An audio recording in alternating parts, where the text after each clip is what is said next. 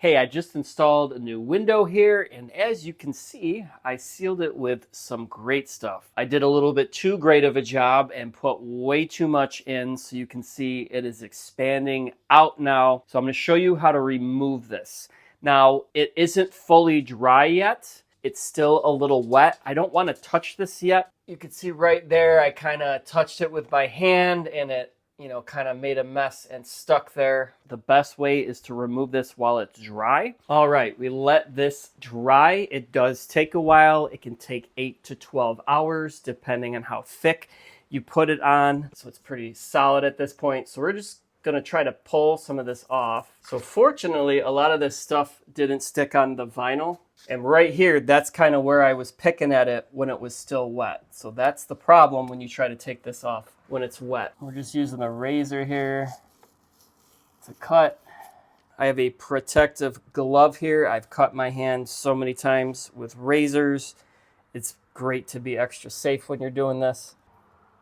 All right, so we got most of it off.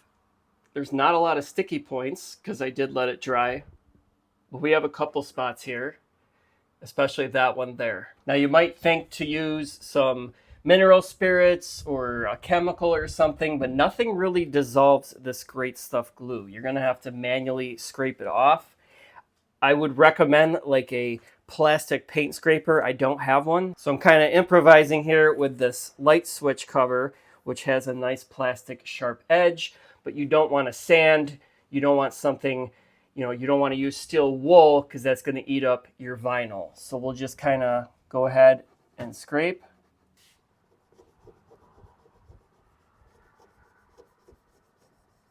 And this is actually coming off better than I had expected.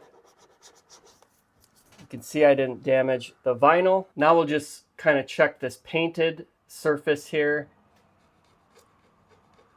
Just a nice light scrape.